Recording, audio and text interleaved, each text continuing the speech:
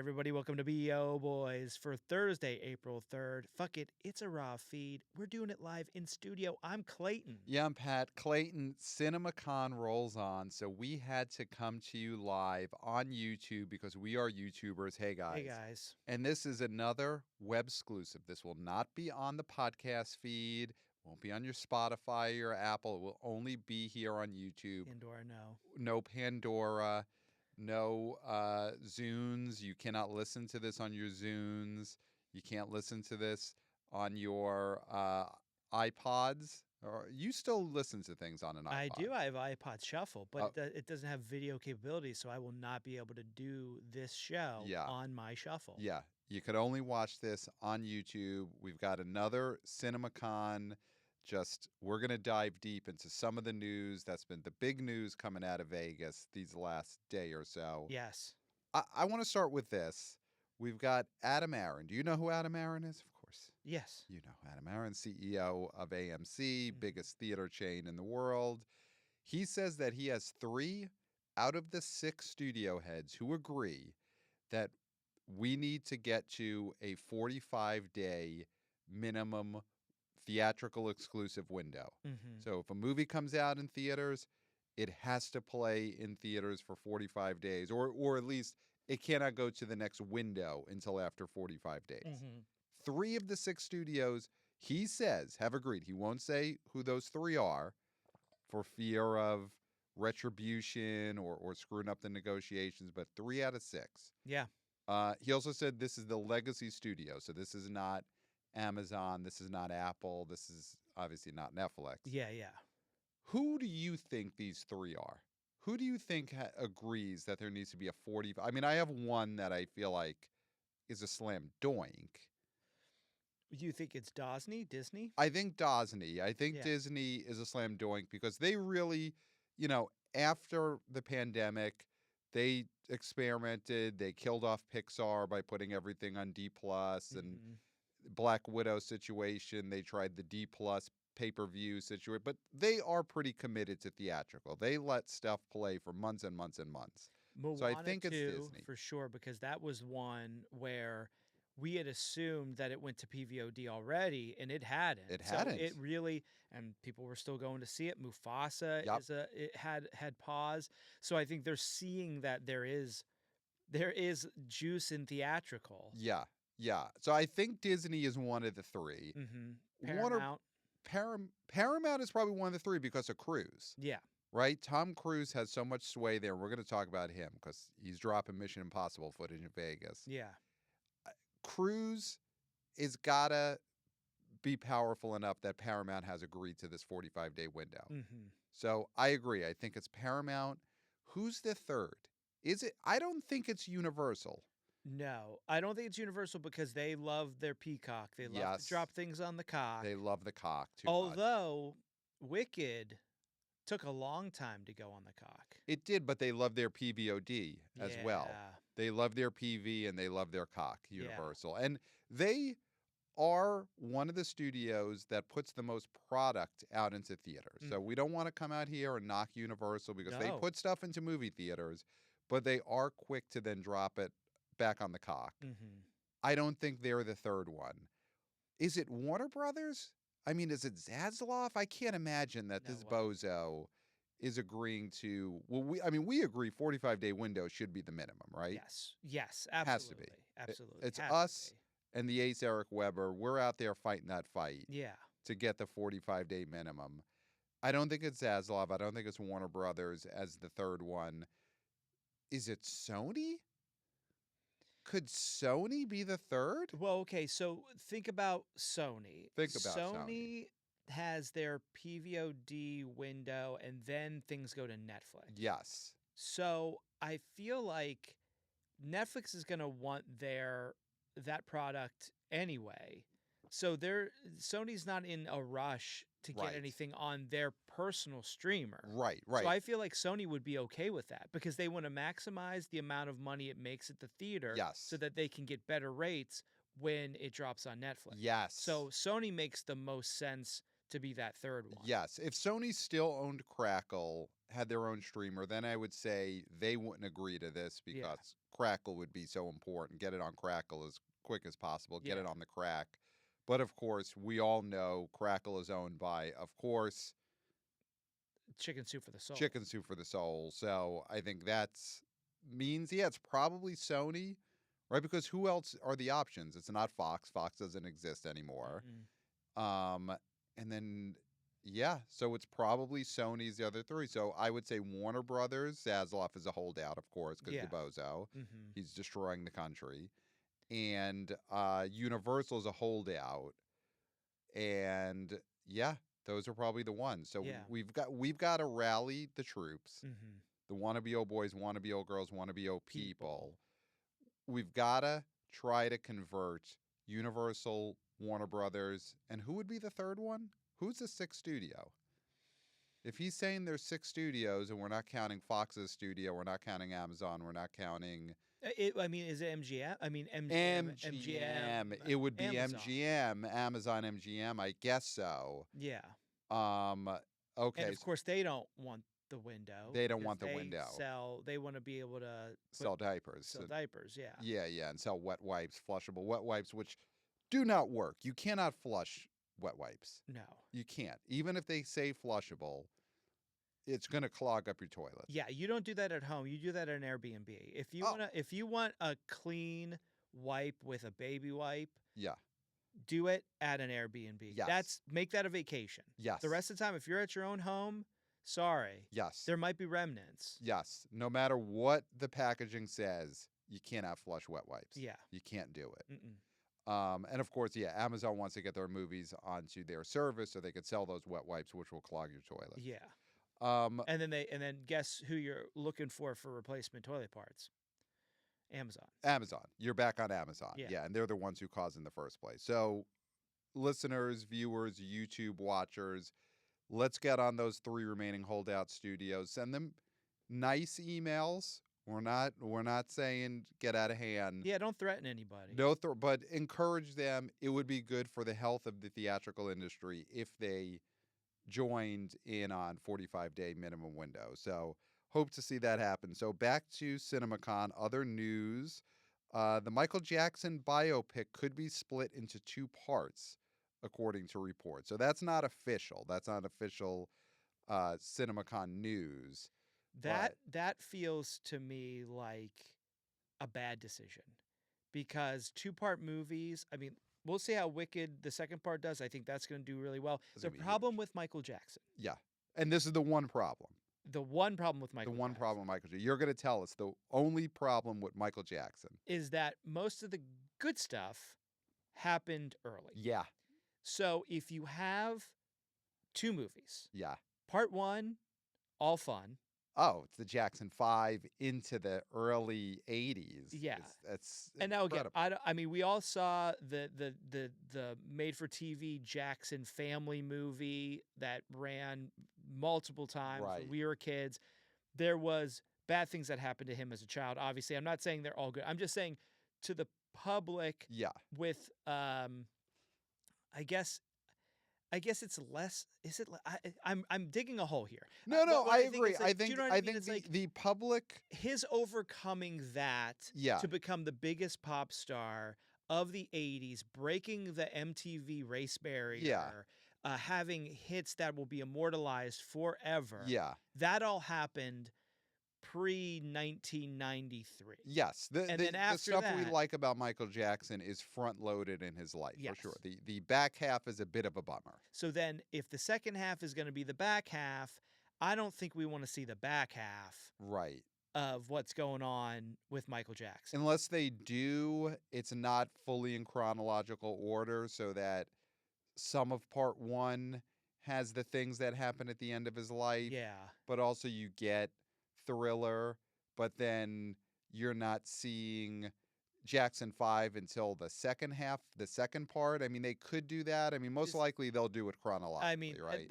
It's a biopic, and they're going to do it the way that they always do. Yeah, cradle to grave. Yes. Yeah. And the closer you get to his grave, it gets worse. I mean, that's most people's biopics. The closer you get to the grave, It's probably, Yeah. except like, I mean, R.I.P. recently, George Foreman. You do his biopic. Oh, you got to start with the grill. The back half of the Foreman biopic, like if you were to take George Foreman and you do the biopic, Yeah. the part 2 of his is actually the bigger box office movie because you've got the grill, you got him winning the heavyweight title as a fat old man, which Yeah. everyone loved. That's the good stuff. He hosted SNL, right? Hosted a of course memorable episode of SNL. Yeah. So you get the time boxer sketch in part 2. Mm-hmm. Him naming all his kids after himself. That happens in the second half. The Yeah. first half, he's like a villain who gets his ass beat by Muhammad Ali. Yeah. So that's the rare case of a 2-part biopic where the first half is the bummer and the second half is the cool stuff. Yeah. Michael Jackson, the second half is the bummer. The thing about the George Foreman story, which I think would be really refreshing because it feels like the move for most male actors now is to get so incredibly, disgustingly, obscenely jacked and ripped to such an amazing extent that you feel terrible about yourself. Mm-hmm. This would be the example of, you know, say you get an emerging young star to play George Foreman. Or you get Michael B. Jordan. Well, I was going to say, but he already did Creed, so I don't want to like box him in. Right. So I feel like if you got somebody else to play that part, they could just let themselves go. Yes. And it would be so refreshing. Yeah. You'd be like, I actually get to eat. I'm not on the chicken and broccoli, as you say. Chicken and broccoli. Not on the Kumail chicken and broccoli diet. No. Yeah. So that's a news there that might be a 2-parter. Looking through some more of what happened the last few days, Warner Brothers at CinemaCon, they had Leo out there. So Leo was in Vegas, and he showed more footage from the PTA One Battle After Another. We haven't talked about this movie on the show. The trailer dropped. Mm-hmm. And right away, Variety put out a hit piece, not a hit piece, saying how test audiences are confused by this movie. PTA has agreed to test screenings because the budget is so high. And Variety put out a hit piece, not a hit piece, with some negative buzz on this. Well, that said that people found the characters not relatable. Not relatable. Yeah. Imagine that. Imagine going to a movie starring a movie star in a heightened situation and feeling like that's not exactly me up there. Yeah. How do audiences deal with that? Exactly. It's almost like you go to the movies to be led into somebody else's world. Some people like that from a movie. But people that are unemployed at a mall at 1 p.m. They don't want that. They want their story portrayed by Leo up there. So, which is being unemployed and being at a mall at 1 p.m. on a weekday. So the One Battle After Another negative, not a hit piece from Variety. Do you feel like there are forces out there, and not to be conspiracy theory guy, I'm not conspiracy guy. Classic Letterman character, not me. Yeah. This is a big theatrical auteur movie. It's not IP. It's the type of movie that we say we want. Yeah. I'm just going to throw it out there. You got your Netflixes and your Streamo Tech Hollywoods, whatever they are, whatever Netflix is. They don't want a movie like One Battle After Another to be successful, to be made more of movie stars in it, because they just want all of that to only be on television, which is what Netflix is. Yeah. Oh, and they don't want anybody controlling the movies except for them. Except for them. So they don't want someone like PTA to be able to go off and do something interesting. Right. They want IP or Electric State or Red One that is built-in franchises, although both of those did fail, so they will not be franchises. Right. But that's what they want. They want fabricated franchises, and they want IPs. And they want puppets like the Russo brothers. Puppet, not a puppet, but they are puppets. That's what Netflix wants. They don't want PTA movies have big budgets. They want the Russo puppets Yes. to be the only ones making movies. Absolutely. So Leo went to Vegas and he showed footage. Listen, I'm excited to see this movie, of course. I think this is going to be great. I hope it's great. It needs to be great. It needs to be great. It needs to be great. I'm excited for this. Leo going to Vegas. It's a great sign. This has got his focus. Mm-hmm. Leo is focused on making this PTA movie a hit, an Oscar movie. Do you think Leo had a good time at CinemaCon in Vegas this week? I think he had a few places that he went to. Okay. Where he could enjoy himself. Okay. I don't feel like he's a total stranger to Vegas. I don't feel like he was asking people, "Hey, where's the place to go?"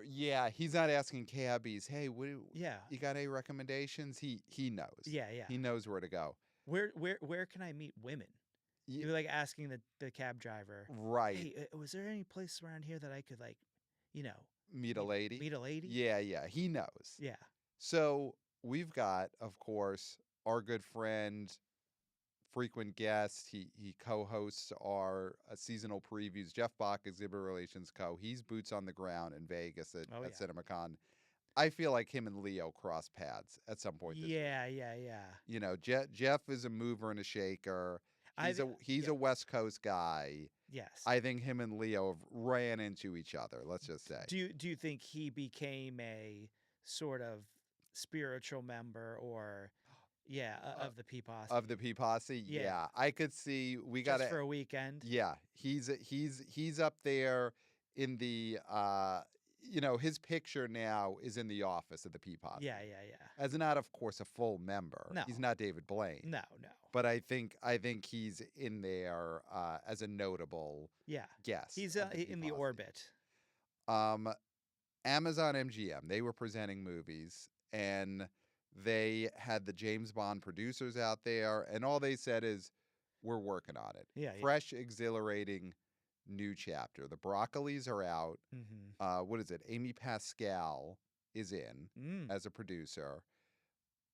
Are you excited? I know you're not a Bond guy. I'm not a Bond guy. But do you think with the Broccolis out, is this better for the future of Bond? No. As a movie franchise, it's not. Even though I was not a fan of those movies, there felt like there was a quality control But element.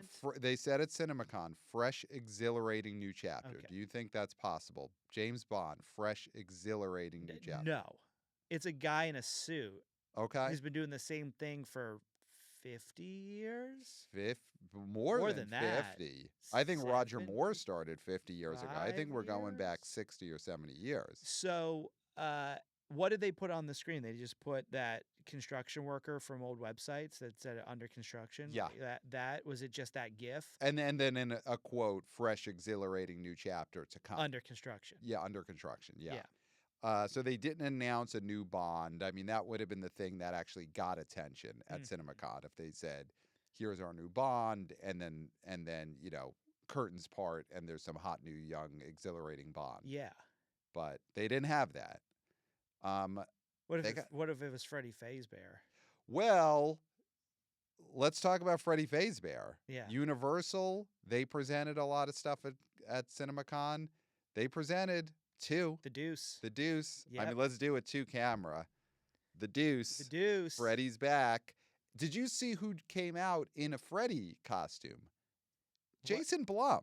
Jason took Blum. the stage. He needs this though.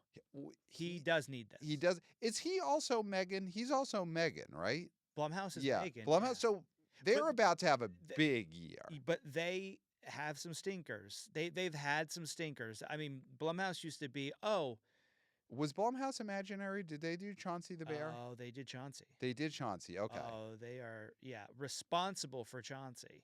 But he's got Freddy Fazbear. The bears are leaving the pizza parlor. They're going out into the world. I saw that trailer, and I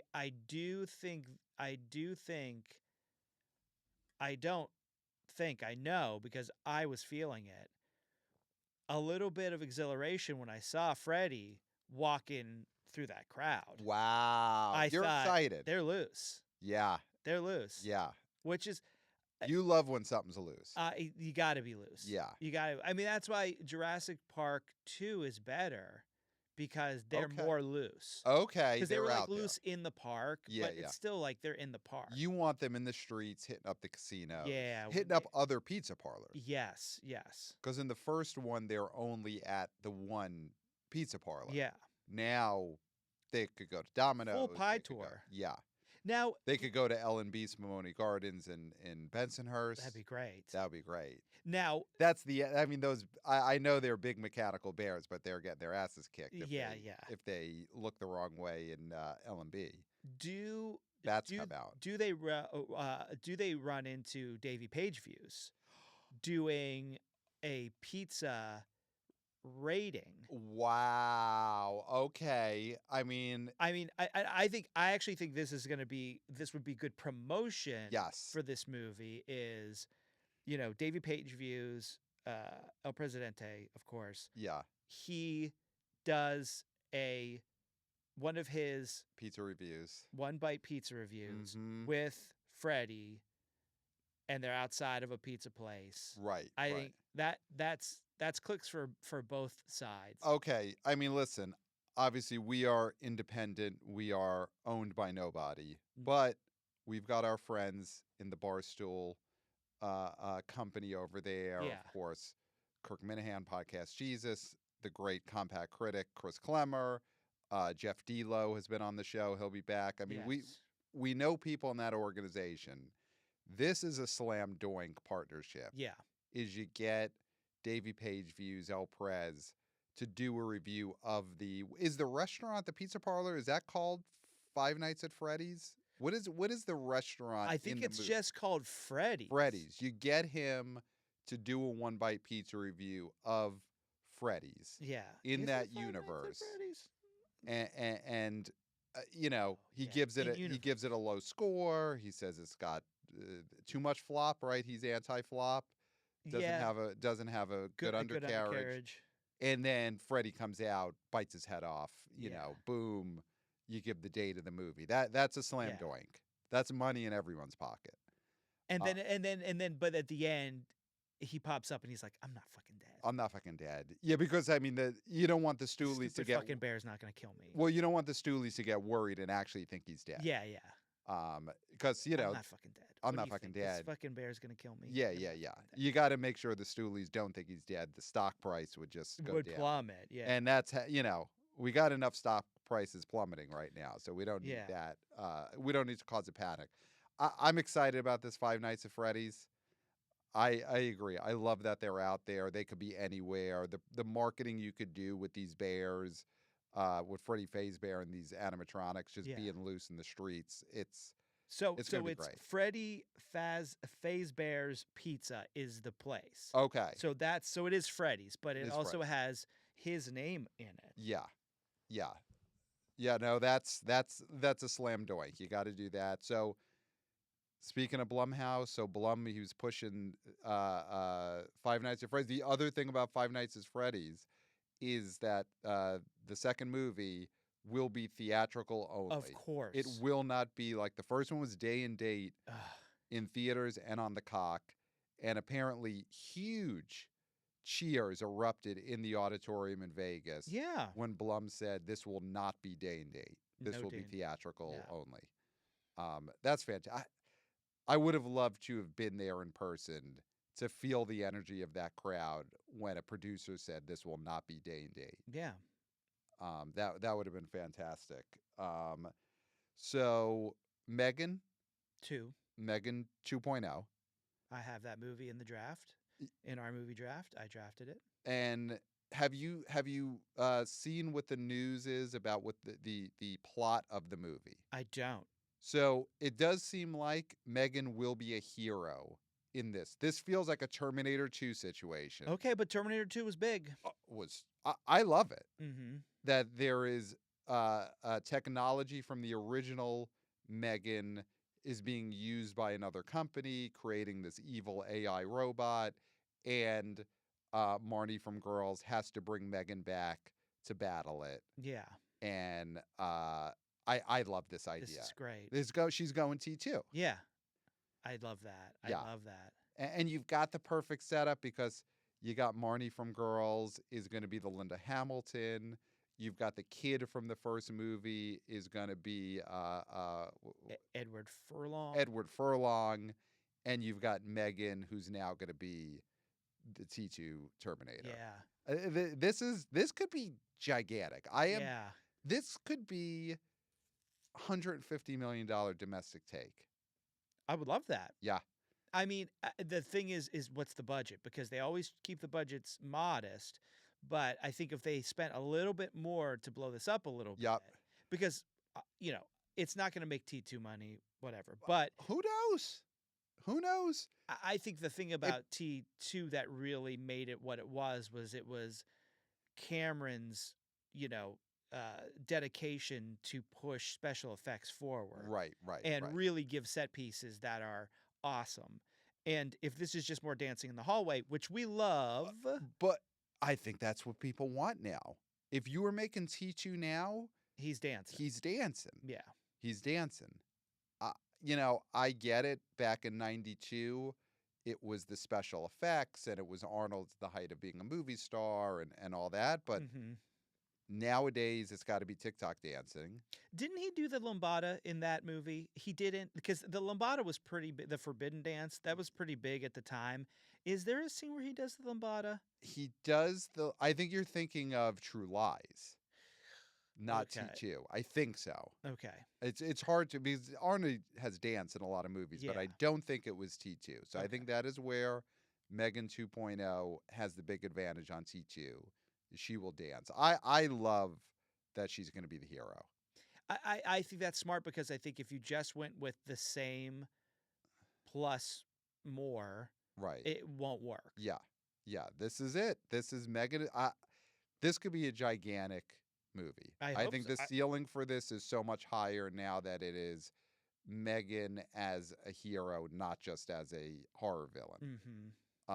So another thing from CinemaCon, MGM talked about their Masters of the Universe movie. They had a BTS reel, and the He-Man will be played by Nicholas Galatazine. That is the name of the actor playing He-Man. I do not know who this is.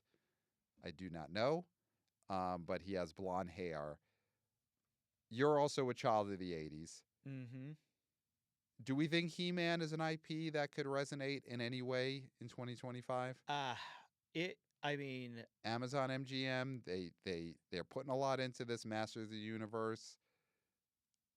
Anything could happen, but I just don't. There's a place in my heart for that Dolph Lundgren version. I saw that in the theater. I also when saw I was that a in the kid. theater. I don't think anybody our age didn't see that in the theater. Yeah. But yeah, you'd have to have been a real asshole to be a kid in the 80s and not have seen Masters of the Universe. Yeah. That's a real asshole move. No, thank you. Yeah. I'll stay home. Oh. Who doesn't want to go to the movie theater? Oh. I will never forget. Never forget. I was probably, because that movie came out, 87 or 88. So I would have been, I think, 6 years old. I met a movie with my mom, Mama Stango, past and future guest, my younger sister, who did not want to be there. She hates movies. And we went to see, I think it was the Disney re-release of Bambi. It was one of the Disney out of the vault into the theater re-releases. And before the movie starts playing, they show a trailer, and it is for Masters of the Universe. And, when I'm 5, 6 years old, it's before I was reading the trades. I didn't know what was in production. Yeah. We didn't have the E network yet, so I wasn't watching coming attractions. Seeing that trailer was the first I ever heard that there was going to be a He-Man movie coming out. I lost my mind. Yeah. The entire movie, whatever, Disney's Bambi we were watching, all I did was keep poking Mama Stango. We're going to go see the He-Man movie. We're going to see it. And we're going to see it. Yeah. We're going to see it.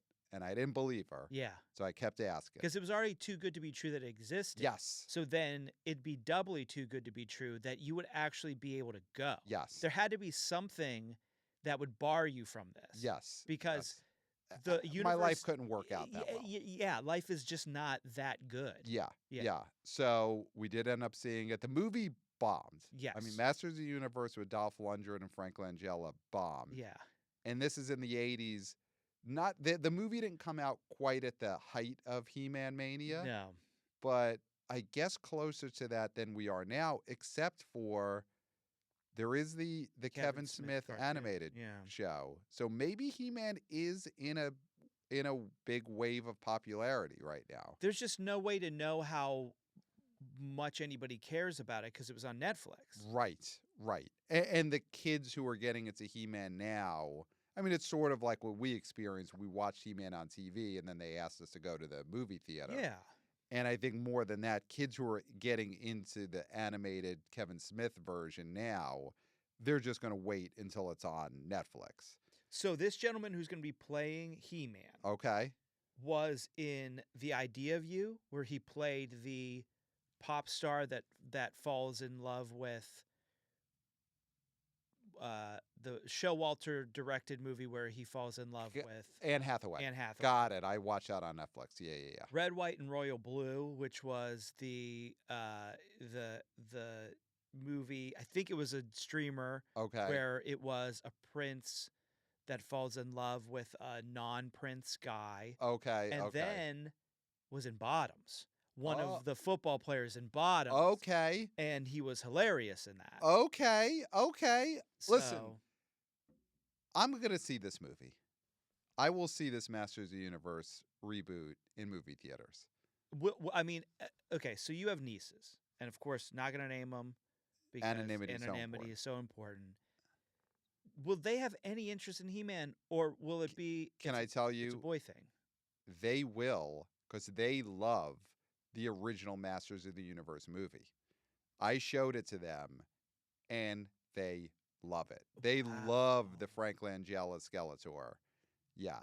So they will actually have interest, not because of the new cartoons or the old cartoons. They will want a remake of that movie. I don't know how common that is amongst, other 4 to 7 year old girls right now. Yeah. But I know they will be in, and they will be my allowance to go see this in the movie theater without seeming like a weirdo. I know we have a lot to cover, but so much. When did this come up that you were thinking, I'm going to show them this? Because you like to show them things, and you want them to be culturally educated. Yeah. And so you've shown them a lot of different things. Yes. Where did you find this movie? Did it come into your head? Was it just when you're flicking through, it was in one of the services, and you said, oh, let's watch this? It might have been a flicking through. Also, Mama Stango lives in the house with the nieces, and she also loves showing them lots of movies, possibly movies that are way not that they may not be ready for in the moment. So she actually may have been the one who showed the Master of the Universe before I even had the chance. Oh, wow. Okay. So they're all in. I will be able to see this in theaters. So let's go through some more things that were talked about at CinemaCon. Let's see. So there is Glenn Powell as the Running Man. Yes. So this is from Paramount, right? Is this a Paramount film? I think this is Paramount. Glenn Powell, Paramount. So this is coming out in November. Edgar Wright directing it, remake of The Running Man, which was that the Schwarzenegger movie? Okay, so with Richard Dawson. With Richard Dawson as the game show host. Yeah. R.I.P. Rest in perversion. This is possibly, this is a big moment for Glenn Powell. Because he had Anyone But You, big hit romantic comedy, Long Legs. Then he did Hitman, which was Netflix. So should have been in theaters and people loved. Yep. And then he had Twisters, which was a big hit domestic. Warner Brothers, Zaslav screwed up the international on it. Yeah. This is a big test because it's IP, but it's not slam doink IP.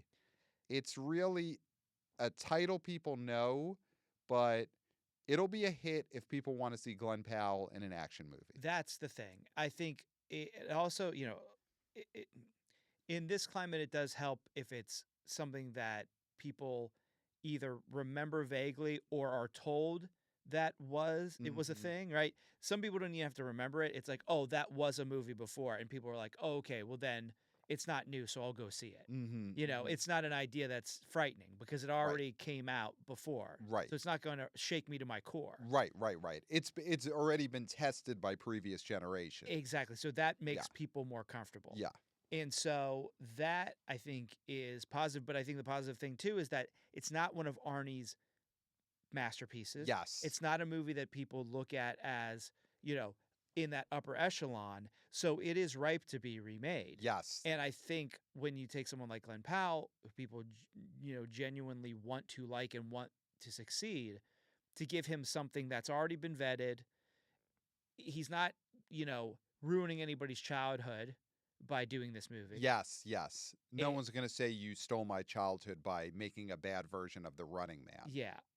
I think this is a exciting thing for him to be doing. Mm-hmm. Very interesting thing that we learned at CinemaCon in this presentation is that Glenn Powell reached out to, who I guess has become his guru, which I love. Glenn Powell reached out to Tom Cruise for advice before he started production on this. Tom Cruise, of course, one of maybe our greatest cinematic runner of all time. Yeah. Gave him the advice, film yourself running as quickly as possible. Yeah. Because you're not going to look as cool as you think you are. Okay. So Tom Cruise told him, you're going to be the running man, practice running on film. Yeah. Immediately. Okay. I love that he reached out to Tommy about this. I think that's great advice. Well, I mean, we saw the same thing. We saw Chalamet talking to Leo, and Leo gave him great advice, which was don't do a Marvel movie. Yeah. I mean, now, is there better advice? There's no better advice. That's great. You gotta reach out to your elders. I love seeing that. And Chalamet was also like, where's a good place to meet a lady? Yeah. And Leo said, let's take this off mic. Yeah. So yeah, I'm excited to see this Running Man. Obviously, that would be a great movie to be a hit because then it really takes Glenn Powell up another level. Yes. And you know what? Edgar Wright, we're hit and miss with him, but he has directed hits. And you know, Baby Driver was a big hit. This feels like that could be in that wheelhouse of more a little bit meat and potatoes action thriller. And so I'm excited for that. I also think that as long as Glenn Powell could do this person is funny without being quippy. Like, I hope he's not Ryan Reynolds. He's not Ryan Reynolds. Yeah. I hope he does not go that direction. Yeah. In his action, which Twisters, I know it's a different sort of movie, but it was an action movie and he was charming. Yes. And he was funny when he needed to be, but he wasn't Ryan Reynolds. He was not Ryan Reynolds. I just don't want him to be Ryan Reynolds. Yeah. Is what I'm saying. I do think Glenn Powell rides the line of not being Ryan Reynolds. Yes. I think he's looking at Tom Cruise as his That's what I was gonna say. As his Cruise is very hero. Cruise has that impishness. Yes. That is energizing. Yeah. Where Ryan Reynolds is just sort of like, yeah, all this stuff is happening around me. Yeah. Like there's no What about that spark. guy? Yeah, look at that guy. He just got his head cut off. Yeah. Glad that's not me. You know, talking about IP, Paramount, they showed the trailer for The Naked Gun. The Naked Gun sequel. It's not a remake. It's a sequel starring Liam Neeson as Frank Drebin Jr. It's directed by Akiva from The Lonely Island. Obviously, we want this to be huge. It comes out. We're in the bag for this in so many ways. We're in the bag. You know, it's a Lonely Island. Partially, you know, it's one of the Lonely Island. I'm sure the other guys pitched in jokes, hung out on set. Yeah. You know, and this is a big test for comedy because comedy used to be such a huge part of the box office. I mean, God, when you go back and you look at pretty much up until 2010, I mean, I guess up until Hangover 3, Neighbors 2, like somewhere in that era. Yeah. Before then, the history of movie theaters, comedy was just one of the biggest drivers of box office of attendance. That has fallen off a map. Yeah. I don't know if we'll ever get back to that, ever get back to Jim Carrey Yeah. days where comedy stars are the biggest movie stars in the world, but we need some comedy hits. Yeah. You've seen the trailer. Yes. Is there any chance Naked Gun is a comeback moment for theatrical comedies based on what you've seen? I just question whether young people will want to see it. I think we will want to see it. I think there's a certain age, maybe from 35 on, but under that, I'm just really curious as to whether there's enough interest. Yeah. Yeah. It's so tough because there's not a Liam Neeson is obviously a famous person. He is a movie star in the sense of B movie action movies that you could make your profit on it. He had big movies in the Taken era, but he's not a comedy movie star and he's not a young person movie star. No. So it's he's also someone playing to an older audience. Yeah. The OJ joke though in the trailer. Yeah. I mean, did we want, I mean, spoiler for this trailer. I feel like we don't want to spoil it. Okay, we won't spoil this trailer, but we won't say what the joke is, but there is OJ in this trailer. I do think that's going to help get buzz for this movie. Oh, for sure. I think it was a big deal to do that in the trailer. Yeah. Yeah. Because they're not running away from it.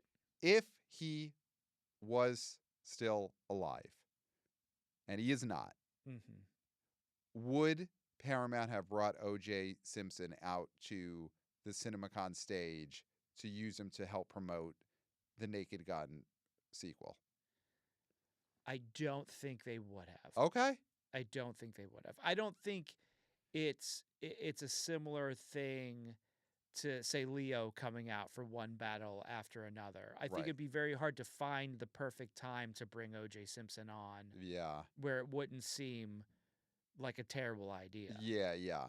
You know, if they had brought him out to redo the famous ending of the original Naked Gun, where OJ's in a wheelchair, man, what do you say? I wish I had friends like whatever.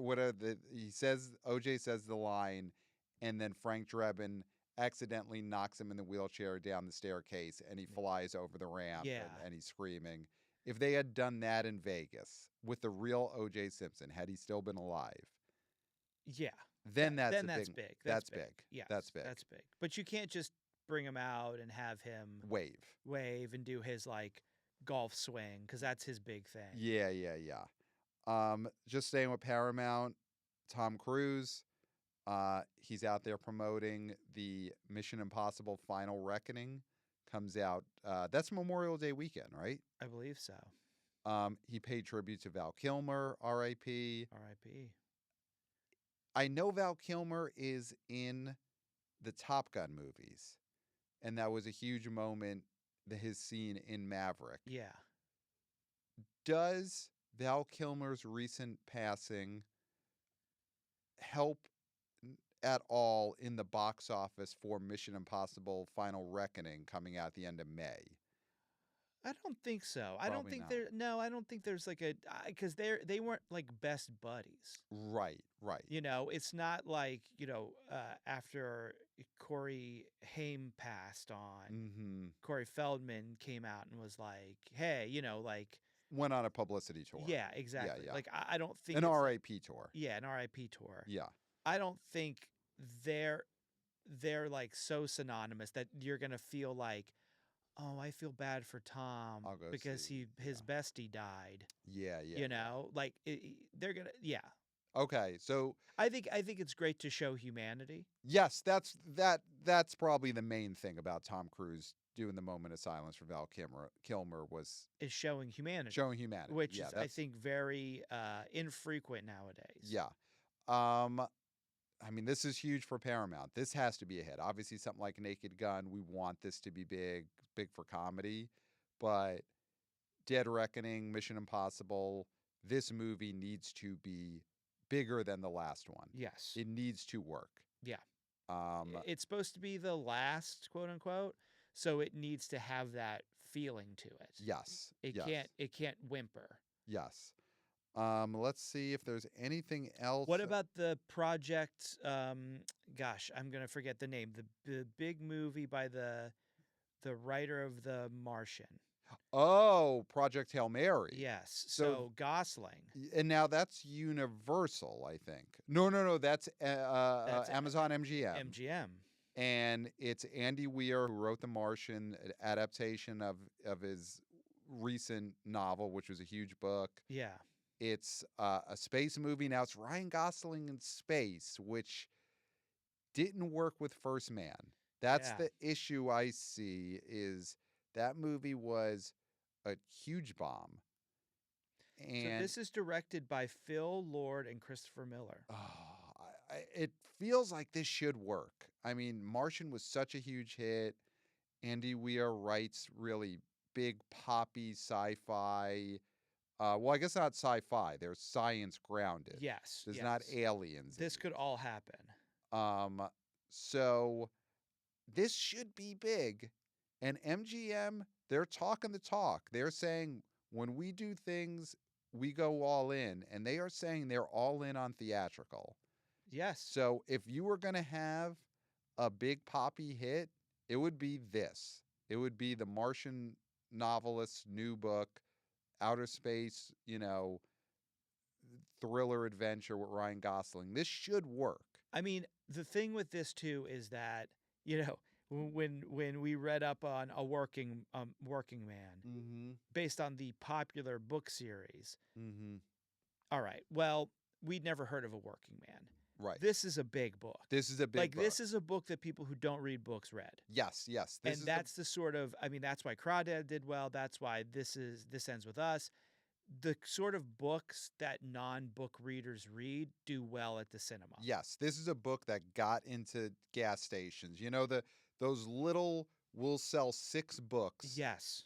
Near the cash register. Project Hail Mary was one of those books. And the it was in paperbacks Target. Are like, how the mass market paperbacks, most of them are like one size, and then there's the ones that are like longer. Okay. This was one of those where it probably was like one of the longer ones, Right. Really caught the eye. Yeah, of so Target it's like, shopper. no matter where, the gas station shoved this book, Yep. it was tall enough to peek out. Yeah.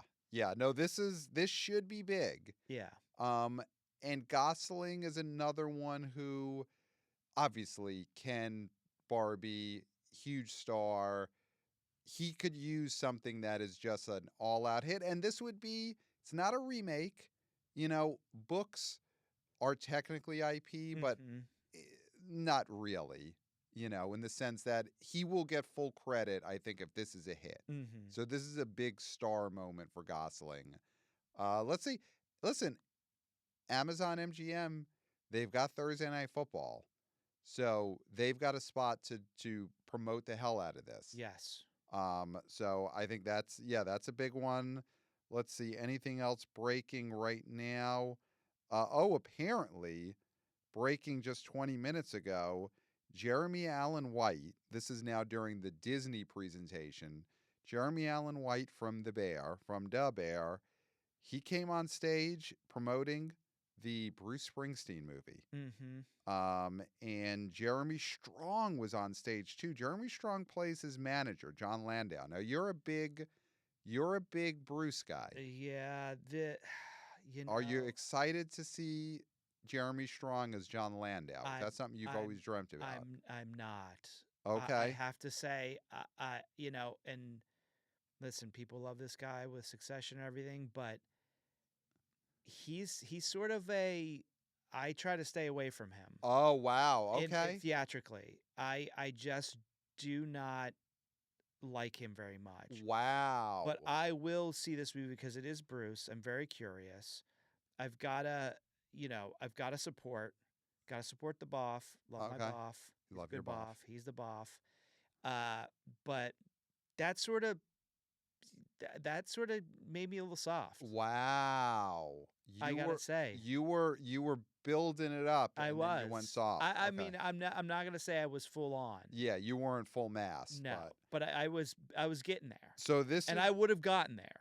if you didn't know that Jeremy Strong was the I co-star. just needed a little time. This is what Jeremy Allen White, who's playing Bruce, said on stage just now at CinemaCon. He said, I feel really lucky. We all had Bruce's blessing on this film. It's the story of a very particular moment in Bruce's life when he was trying to reconcile the pressure of success and the ghosts of his past. So this is about the making of his 1982 album, Nebraska. And here's the problem with that, is that is before Born in the USA.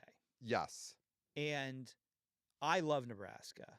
And Nebraska's sort of the, if you're cool, you like Nebraska. That's the one album that no matter how lame you think Bruce is, you have to be like, well, Nebraska's good though. And that's true, but that's not the most massively popular album that he's ever released. So I think it was a mistake not to just full on do the Born in the USA story and the making of that, because also Jeremy Allen White is so cut and ripped and preposterously thick that he should be Bruce after he started weightlifting. Okay. Because I don't believe that during Nebraska he wasn't on chicken and broccoli. No. He wasn't on the Kumail chicken and broccoli diet. They didn't do that back then. They didn't do that. They didn't have chicken and broccoli. They didn't have chicken and broccoli. Back then. So apparently the footage that they show, though, it does start with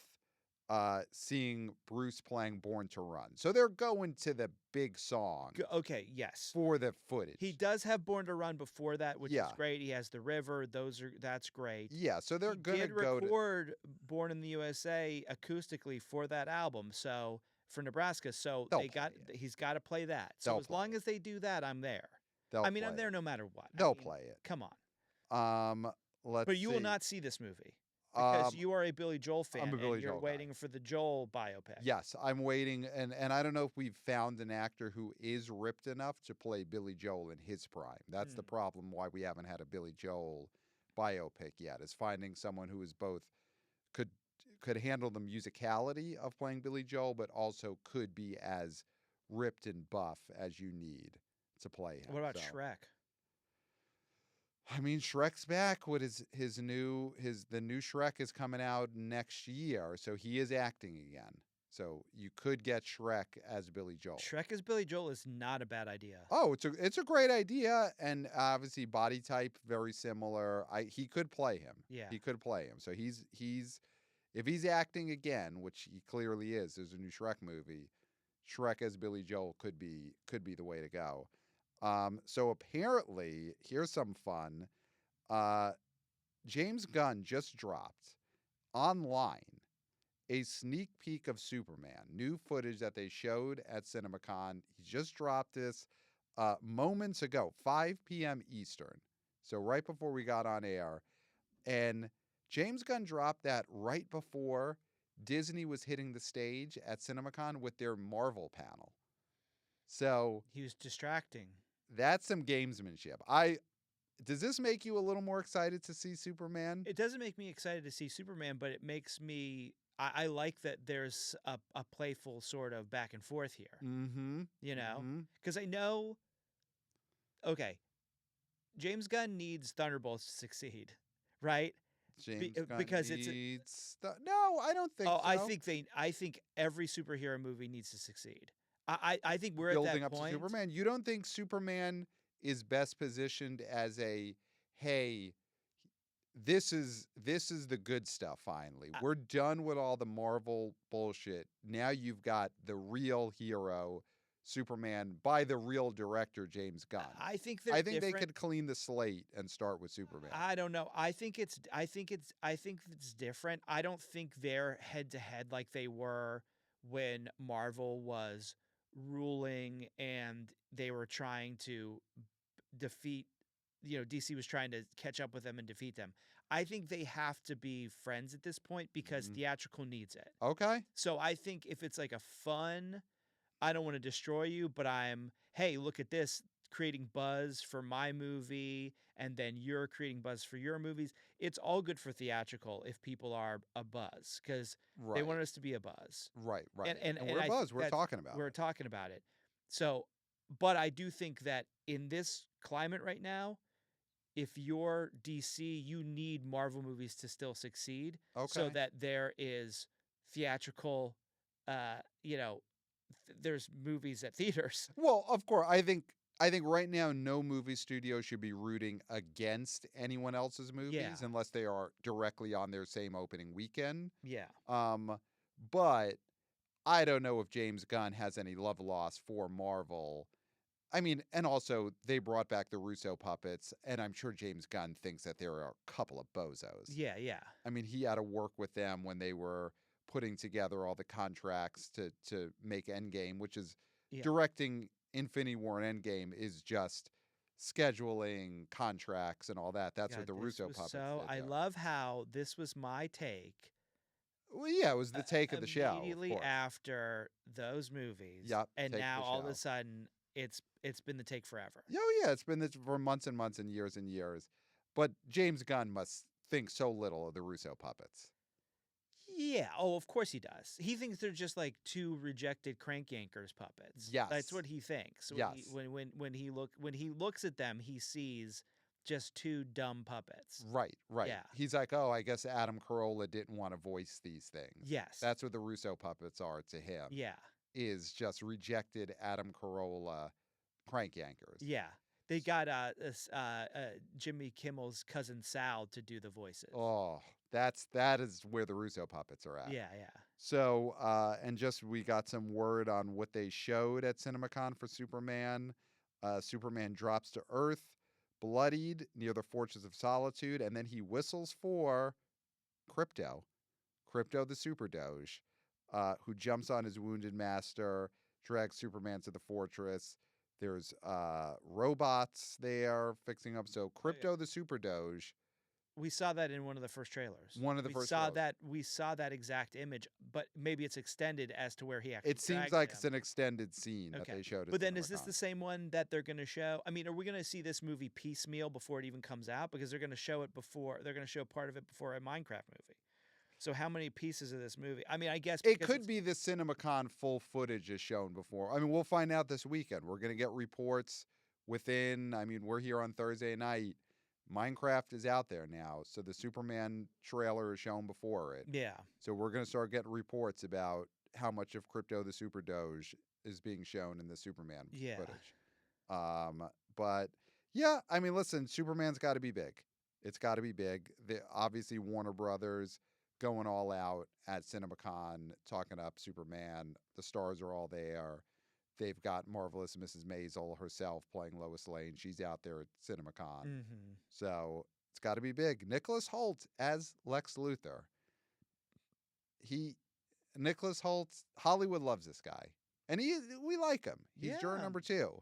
He doesn't bring people to the theater, but I like his work. Mm-hmm. And then last thing here, because the news from the Disney CinemaCon presentations are rolling in. Kevin Feige wasn't at CinemaCon. He wasn't there. He's busy on set at Avengers Doomsday. That's what it says in the report. He needs this. That's been the thinking or the reporting out there is that Feige no longer trusts the Russo puppets to even feign directing these Avengers movies anymore. Feige is on set directing these movies. Yeah. What are the Russo puppets doing at this point on these Avengers movies? If Feige can't even go to CinemaCon for a couple of hours. Yeah. Because he cannot leave these Russo puppets behind to direct anything. Yeah. What are they even doing? Are they just getting cups of coffee now? Are they just... It feels like it's a no-show job. I feel like they're in 2 folding chairs. They've got the post. They're reading the post. Yep. You know. They got those like coffee. Metal reflectors underneath the sun. Yep. Yeah. They're full Pauly walnuts right now. Yeah, absolutely. That's what they're doing. Yeah. That's what they're doing because that's what they were just hired to calm the Bazinga Bros out. Yes. The Bazinga Bros were upset that other people were being hired Mm-hmm. to direct their superhero movie. Yeah, yeah. And they're like, we want what we know. Yeah. We want the Russo puppets. We want the Russo puppets. We want sitcom journeyman. The paintball episode of Community. Oh yeah. There's never been anything like that paintball episode. Yeah, absolutely. That and Lucy eating those chocolates. Yeah, those are the two big moments. Two big moments in TV. Yeah. Did the Russo puppets direct that episode of I Love Lucy? No, I think their grandfather did. Yeah, had to be in the family, Yeah. for sure. How do the genius like that? Yeah. So at the Disney Marvel panel, the big focus was on Thunderbolts. They did a Asterisk. Thunderbolts asterisk, of course. And on stage, was this done on stage? Yeah, so on stage they had cast members from the movie. You made it sound like it was going to be something despicable. Well, wow, they did this on stage. This is what they did on stage. They had the cast in character. Oh, it's terrible. Including one of the greatest people who's ever lived, one of the most perfect people of all time, Julie Louis-Dreyfus, playing Valentina, who I guess is the leader of the Thunderbolts asterisks. She was on stage herding, it says, herded in like cats, David Harbour, who's Alexei, Florence Pugh, who's Yelena, and Hannah John Kamen, who's Ava Starr. And then Florence Pugh, Miss Flo, she yelled out to the crowd, "We lost Wyatt Russell in the casino." Awesome. So Wyatt, see, this makes me. I always liked Wyatt Russell. This makes me like it better. Okay. Like him better because he said, "I ain't doing that." Do you think that's his call? I think that was the gag. You don't think Wyatt Russell wasn't there because of his choice? I think he said this was stupid. Wow. I think he said this is stupid. I'm not gonna do it. It's stupid. I like him as an actor. I rewatched Everybody Wants Some, a movie I famously didn't like the first time I saw in theaters. Rewatched it a couple of months ago. It's a masterpiece. Thank you. Yes, great movie. Wyatt Russell's fantastic in it. Fantastic. I think though, if Disney said jump, he would have said how high, and he would have got on a ladder and jumped from the top of the ladder. I don't know. I think that this is how they set it up, but just the idea that Julie Louis-Dreyfus doesn't need the money. Seinfeld, doesn't need the money. Doesn't need the money. She was. I mean, there's conflicting reports whether or not she was born a billionaire or not. I know Snopes has said no, then Snopes has said yes, whether she's in that Dreyfus family that's the billionaire. But we're not even talking about that. We're talking about Seinfeld money. Veep. Yeah. New Adventures of Old Christine. Yeah, any one of those shows, you're rich for 100 never lifetimes. spent her watching Ellie money. Never spent that. Never spent it. It's still in the vault. Yeah. Why she had to do this? I mean, maybe she's just doing it for. She's having a laugh. Yeah. But, God, I feel so bad for JLD and for Miss Flo. Yeah. Having to do this Marvel buffoonery. Miss Flo especially. Yeah. Because she's in her prime. Yes. As a movie actor. Yes. And I think, whatever you want to say, of course, we love JLD. Done so much great work. Yeah. But she's already done so much great work. Yeah. I think Miss Flo needs the opportunity to do more great things. Yes. And it's hard when you are a hostage. Yes. Yes. I think, JLD, she's having a laugh. Her legacy is secured forever. Miss Flo does not have a Veep. And I know these aren't movies, but this is TV. This is TV that has reached the height. You know, she doesn't have an Elaine. So you want Miss Flo to not have to do buffoonery like this, promoting a Thunderbolts asterisk, but that's where she is right now. Listen, David Harbour going out there doing that. That's his thing. Yeah. That's his thing. Yeah. I mean, I have a close relationship with him. Yep. Well, unique relationship with him. So yeah, I mean, and this is just the kind of guy he is. He's enjoying it. Yeah. Yeah. No.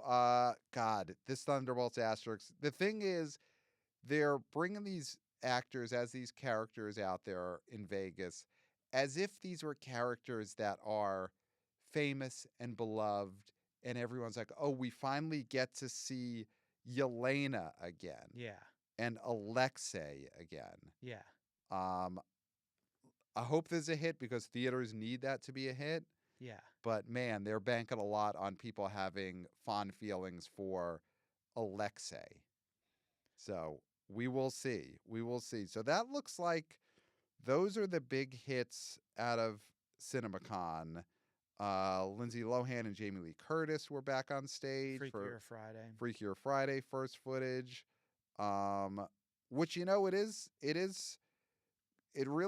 really says a lot about Disney's commitment to theatrical, because 3 years ago that's a D+ movie. That is Enchanted 2. Mm-hmm. And Freakier Friday going to theaters instead of dropping on D+, that's what we need. Yeah, we can't have another Hocus Pocus 2. Yes. So yeah, those are the big things coming out of CinemaCon right now. The one thing we have to talk about that wasn't CinemaCon related that dropped April 1st that everybody thought was April Fool's. Okay, let's end on this. Tarantino's scrapped 10th movie. Mm-hmm. That was going to focus on Brad Pitt's character from Once Upon a Time in Hollywood. Yep, Cliff Booth. Script was in the drawer. Mm-hmm. Like many a script, like most scripts, maybe 98% of scripts are in a drawer. Yes. Most scripts ever written are in drawers. Yeah. So, Brad Pitt was like, I like this. This is about my character that I love. I won an Oscar for this character. Mm-hmm. Love to do this movie. Is there any way that someone else can do this? Right. Tarantino was like, it depends on who it is. Right. And guess who stepped to the plate? David Fincher. I don't have to guess because I read the news. Yeah, well, I was saying to them, and then I was going to have you. I mean, you sort of got what was going on. Yeah. So Fincher's directing a Once Upon a Time in Hollywood sort of sequel. Yeah. Written by Tarantino. So this is the movie critic script. Yes. Where Cliff Booth would be a character in it. Yes. And I mean, the thing is, Tarantino will maybe never make another movie, will never direct another movie, because he has fully psyched himself out with this whole retire at 10 movies, even though he's already directed 10 because he's only counting the 2 Kill Bill movies as one, whatever his weird math is. Yeah. He has just psyched himself out. He should be just directing this movie and then directing another 10 to 15 movies after that before he, dies. Yes. It's just one of the great blunders ever that he forced himself to stop directing movies after his next movie. Yeah, I mean, he wanted to keep his legacy intact, but his legacy might become the guy who couldn't figure out what his last movie was going to be. Yes. That could overshadow what he has accomplished. Yeah. Listen, staying on too long is obviously a problem. Mm-hmm. And you see that with filmmakers and actors and athletes. But retiring too early is also a problem if that becomes your legacy. Mm-hmm. And you look at Barry Sanders. I was just going to say Barry Sanders. And he's not known for his running. He's known for his retiring. He's known for his retiring too early. Yeah. Like, that is what people think. And it's true, if Tarantino never makes another movie, which I think is very possible, because he's never going to feel like this is good enough. Because also, Once Upon a Time in Hollywood, if he was going to end on a movie, that should have been the last movie. Yeah, it was like pretty much everything that he loves and everything we love about him in a movie. Yeah. That was a hit and won Oscars. So, that aside, Fincher's directing this, Brad Pitt starring in it. I'm not sure if Leo is going to be in it. He definitely wouldn't be the co-star, but I could see them doing a Rick Dalton cameo in this movie. Yeah. It's going to be for Netflix, which that's is such a disaster. That's the thing that makes me wish it wasn't ever being made. Yeah, because I want to watch this. Yeah. But it's going to be so painful to see this movie that in movie theaters in 2019 made what? Over 300 worldwide. It made, I think, 150 domestic, probably got over 300 worldwide. And now it's just Netflix. Yeah. It'll get its vanity couple of screenings at the Paris Theater. It's Glass Onion. Oh, it is the kind of thing where you'd rather it didn't exist than to see it exist in that form. Absolutely. Yeah. Because it's just Netflix saying, let's take this from theaters. Theaters need this, so we will take it from them. This isn't them financing a movie so that, oh, you'll get to have it. This is them taking from theaters. Yeah, I mean, and also it's sort of like someone would be like, you can have a son, but they're going to have to live in the sewer. They're right. So they're just going to be waiting around in slop and waste their whole life. Right. I would say, no, thank you. No, thank you. No, thank you. So, God, why Sony made the original Once Upon a Time in Hollywood. The perfect situation is they would have made this, and it would have been on Netflix anyway, because all of Sony's movies end up on Netflix. Yeah. In that window. And Once Upon a Time in Hollywood is probably a giant hit for Netflix on their streamer. And it's a giant hit because it was a big hit in the movie theaters. But it's like Fincher made that deal with the devil. Yeah. You know? Yeah. It's disgusting. It's a disgusting act. So what is I want to see this movie. David Fincher is doesn't feel like the perfect director for this anyway. That's what I was going to say is I don't think Fincher is a good fit for this. Yeah, it should have been. If Tarantino's not going to direct it, then it needed to be Joe Carnahan. Mm-hmm. Or it needed to be, who's the Boondock Saints director? Oh my gosh. Why can't I? Overnight. The Overnight guy. Yeah, oh God. It needed to be, if the guy, he has got the band. Is the lead guitarist of The Brood? Is he the singer as well of The Brood? So that's what I would have wanted to see in a Tarantino script that someone else is going to direct. It should have been one of those directors who ripped him off in the 90s. Or I think we're going to say it at the same time. Ready? On 3. 1, 2, 3. Oliver Stone. Smith. Oh, I was going to say Kevin Smith. Kevin Smith. Okay. His contemporaries. Yeah. No, I think Oliver Stone, okay, who Tarantino famously hates because he says he ruined his Natural Born Killers script. Oh, so this would just be an FU. It would be an FU to Tarantino. I guess Tarantino would never allow that because he doesn't have to. But no, if it's not going to be Tarantino, let it be the director of Troy Duffy. Troy Duffy. It should be Troy Duffy. Boondock Saints guy should be directing. Yeah. Once Upon a Time too. Mm-hmm. Or Robert Rodriguez. Well, or Robert Rodriguez. Yeah. That wouldn't be a fuck you or a sort of. It wouldn't be a prank. Yeah, it would sort of just It'd be his buddy. like, oh, his buddy's doing it. Yeah. Although maybe Roger Avery may be getting back into the game. Okay. Maybe that. I mean, Rules of Attraction. Great movie. Spectacular movie. Classic movie. And someday we will get into the vault and we'll see Glitterati. Yeah. Hey, maybe we'll force our way into the Ketchup Entertainment. They're getting stuff out of the vault. Maybe Ketchup Entertainment finally gets Glitterati, Roger Avery's Glitterati out in theaters. I feel like that's more in the vault because it's illegal. Yeah, that's the issue. But who knows? Ketchup Entertainment, they're wild right now. They're wild, yeah. They're wilding out. So, okay, I think we got to call it. That is our CinemaCon update right now. And again, this is only on the YouTube channel. This will never be on the podcast feed. No. So you gotta subscribe for more videos like this. We're going to be doing more of these kind of videos in studio, YouTube exclusive, because we are YouTubers. Hey guys. So email us at theboboyspodcast@gmail.com. Listen to the podcast.